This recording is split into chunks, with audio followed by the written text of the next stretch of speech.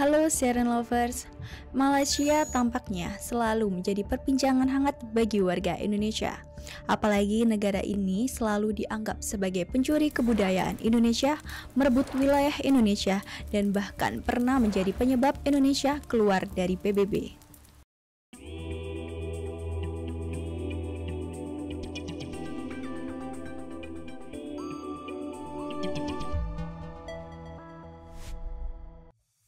Negeri jiran. Begitulah julukan bagi negara yang berbatasan langsung dengan Indonesia ini. Menurut Kamus Besar Bahasa Indonesia, kata jiran bermakna bersebelahan atau di sekitar. Sementara itu, kata Malaysia secara harfiah terdiri dari dua kata, yaitu Malay dan Asia. Kata Malay merujuk pada suku bangsa Melayu yang merupakan salah satu kelompok etnis utama di Malaysia. Sedangkan kata Asia mengacu pada lokasinya yang terletak di wilayah Asia Tenggara. Malaysia dikenal sebagai negara dengan pertumbuhan ekonomi yang pesat. Bahkan negara ini berhasil membangun menara kembar Petronas yang merupakan bangunan kembar tertinggi di dunia. Menara Petronas memiliki tinggi mencapai 451,9 meter dengan 88 lantai. Uniknya, menara ini memiliki jembatan penghubung antar gedung kembarnya. Selain itu, Malaysia juga memiliki bundaran jalan terbesar di dunia, yaitu Bundaran Sultan Salahuddin Abdul Aziz Shah Persia yang terletak di Putrajaya dengan diameter sebesar 3,5 km. Kendati mayoritas penduduknya beragama Islam, namun negara ini juga memiliki destinasi populer berupa kuil Hindu yang bernama Batu Chaves. Menariknya, kuil ini terdapat sebuah patung raksasa Dewa Murugan setinggi kurang lebih 40 meter. Kehebatan Malaysia juga ditunjukkan pada industri otomotifnya yang menjadi satu-satunya perusahaan pionir mobil di Asia Tenggara, yaitu Proton dan Pero II.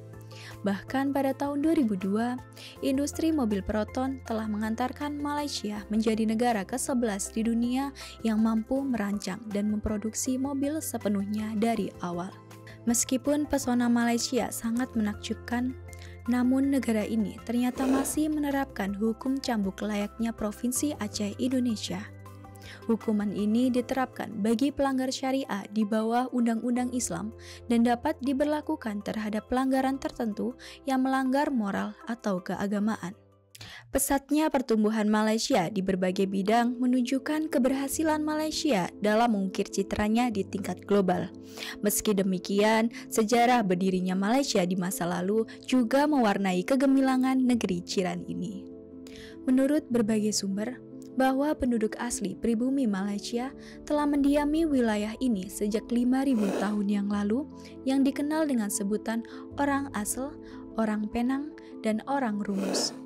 Kemudian pada tahun 1400 Masehi, didirikanlah Kesultanan Melayu Melaka yang biasa disebut dengan Melaka yang menjadi cikal bakal Malaysia. Pada zaman kejayaannya, wilayah kesultanan ini menguasai sebagian besar kawasan Semenanjung serta pantai timur Sumatera, Indonesia. Wilayah kesultanan tersebut merupakan wilayah yang strategis karena berada di titik pertemuan antara Asia Timur dengan Asia Barat, sehingga dimanfaatkan sebagai pusat perdagangan utama di kawasan Asia Tenggara. Kegiatan perdagangan tersebut juga dimanfaatkan untuk menyebarkan agama Islam di Melaka. Bahkan Raja Melaka juga memeluk agama Islam yang membuat penyebarannya semakin cepat. Kejayaan Kesultanan Melayu Melaka sangat berarti bagi tanah Melayu. Hal ini karena pembangunan negerinya telah berhasil memajukan sosial ekonominya. Meski demikian, kemajuan Melaka malah membuat wilayah tersebut diperebutkan berbagai negara penjajah. Letaknya yang strategis membuat wilayah ini berhasil menarik perhatian berbagai negara yang kemudian diperebutkan oleh para penjajah barat. Pada tahun 1511, Melaka jatuh ke tangan Portugis yang menjadi awal mula penjajahan di tanah Melayu. Setelah itu, pada tahun 1641, tanah Melayu berpindah tangan dari yang semula dikuasai Portugis berhasil direbut oleh Belanda yang saat itu juga telah menguasai Indonesia. Kolonialisme terus bergulir hingga akhirnya pada tahun 1824 kawasan ini berpindah tangan ke Inggris melalui Perjanjian London 1824.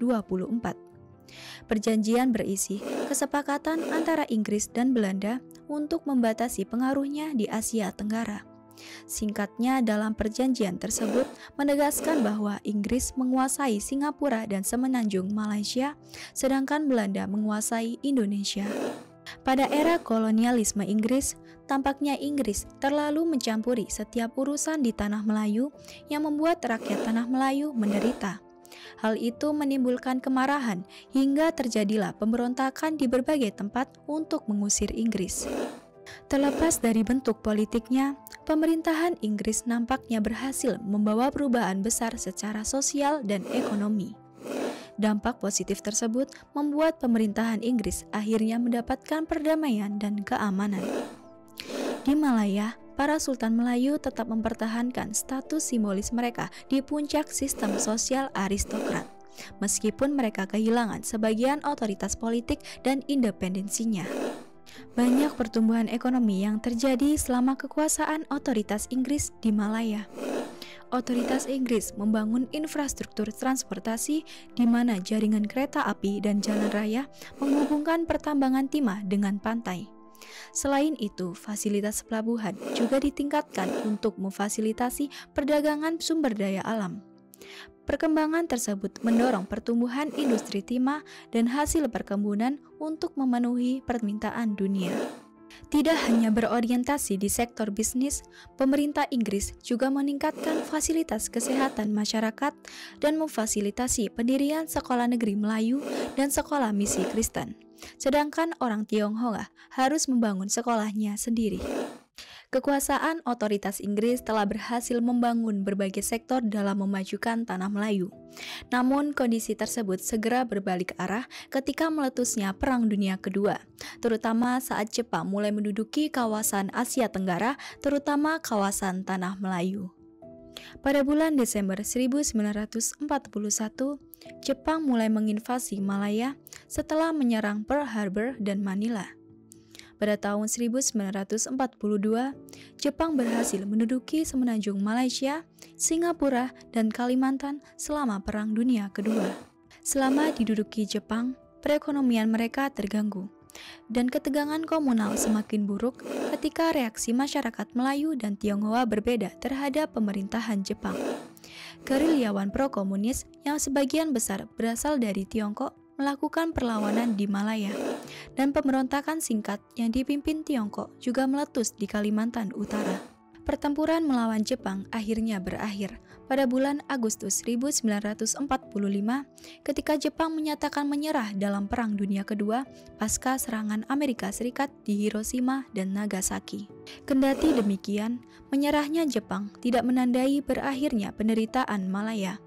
Hal ini dikarenakan pasca Perang Dunia Kedua, Inggris kembali menguasai Malaya. Setelah Perang Dunia Kedua berakhir dan Jepang meninggalkan Tanah Melayu, Inggris pun mulai kembali untuk menguasai Tanah Melayu. Namun saat itu rakyat Tanah Melayu sudah muak dengan Inggris, sehingga mereka berjuang keras untuk menuju kemerdekaan. Berbekal kemampuan gerilyanya melawan Jepang, akhirnya muncul pemberontakan komunis melawan pemerintahan kolonial Inggris pada tahun 1948.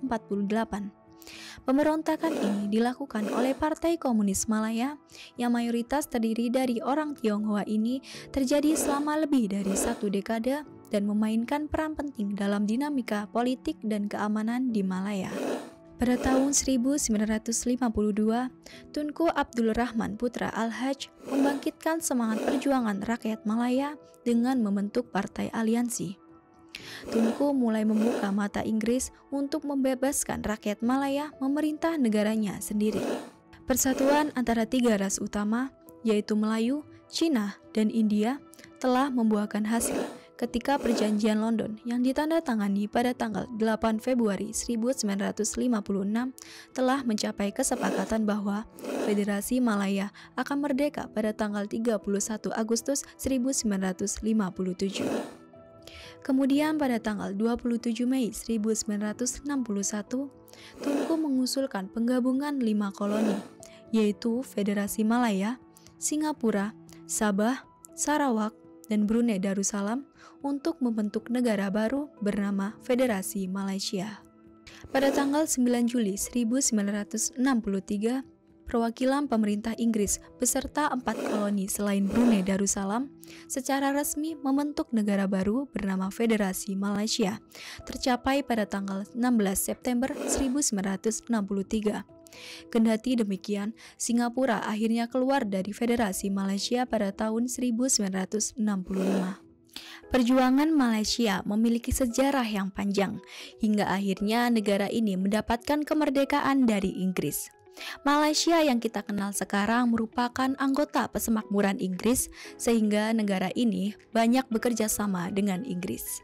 Malaysia merdeka pada tanggal 31 Agustus 1957 dengan ibu kota di Kuala Lumpur. Malaysia merupakan negara dengan sistem pemerintahan federal monarki konstitusional yang berkonsep Parlemen Westminster Inggris. Sistem birokrasi yang diterapkan di Malaysia adalah sistem raja berperlembagaan, yaitu yang di Pertuan Agung atau raja yang bertindak sebagai kepala negara, sedangkan Perdana Menteri adalah kepala pemerintahan. Saat ini Raja Malaysia adalah Sultan Ibrahim sebagai yang di Pertuan Agung ke-17, sedangkan Perdana Menteri dijabat oleh Anwar Ibrahim.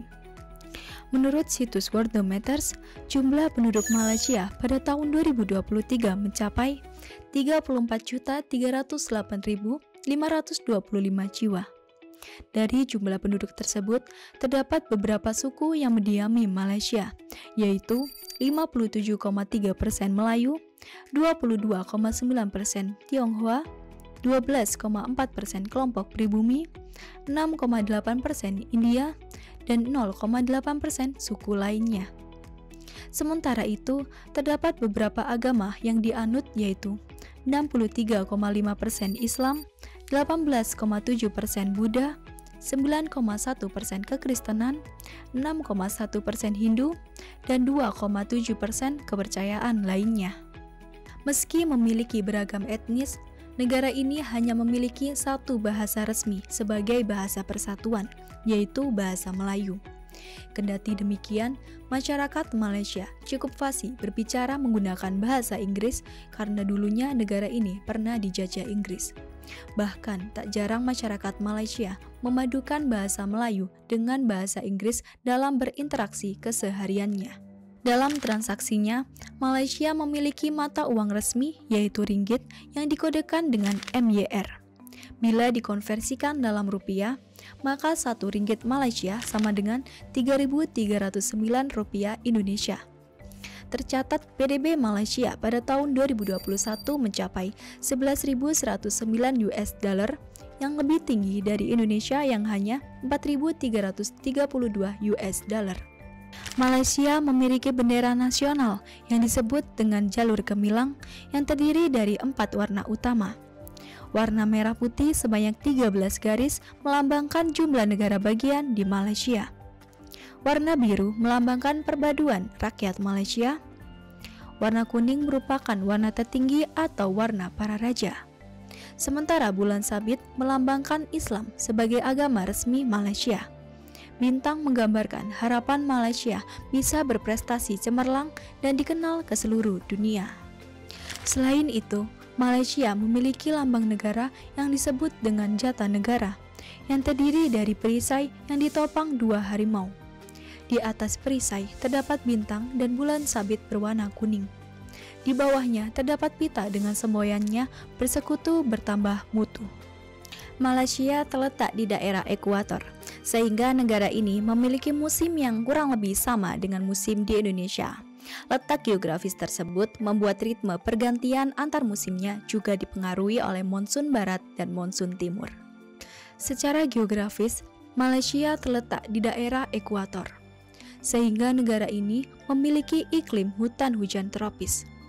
Wilayahnya yang terletak di dekat Khatulistiwa membuat iklim Malaysia dikategorikan sebagai Khatulistiwa yang panas dan lembab sepanjang tahun.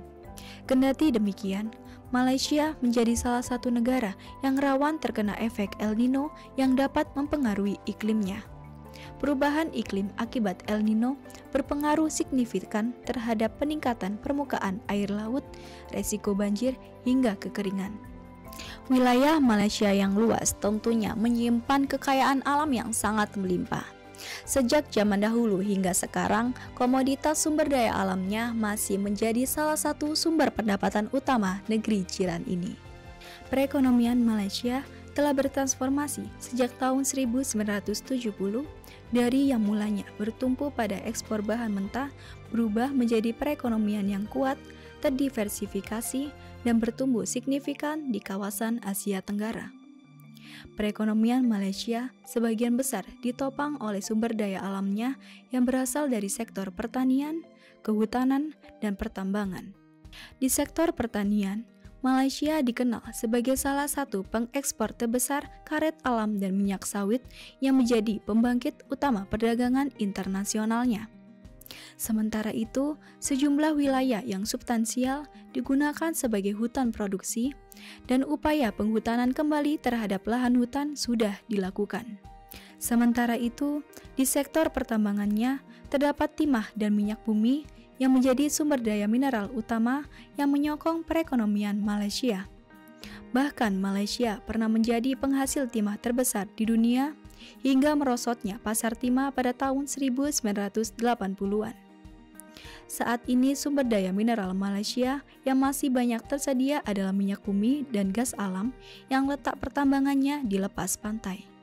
Selain sumber daya alamnya yang melimpah, pemerintah Malaysia juga memberikan kesempatan kerja bagi banyak rakyatnya.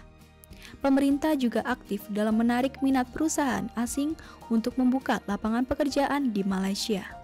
Pemerintah menawarkan berbagai kerjasama menarik untuk perusahaan asing berupa keunggulan komparatif dari tenaga kerja yang murah, infrastruktur yang berkembang, stabilitas politik, dan nilai mata uang yang stabil. Keunggulan tersebut telah terbukti berhasil menarik minat berbagai investor asing, terutama dari Jepang dan Taiwan. Selain itu, kebijakan ekonomi juga telah mendorong sektor swasta untuk berperan aktif dalam proses restrukturisasi. Langkah nyata yang dilakukan Malaysia untuk mewujudkan hal tersebut adalah dengan melakukan privatisasi berbagai kegiatan sektor publik seperti perusahaan kereta api, produsen mobil, maskapai penerbangan, telekomunikasi, dan elektronik.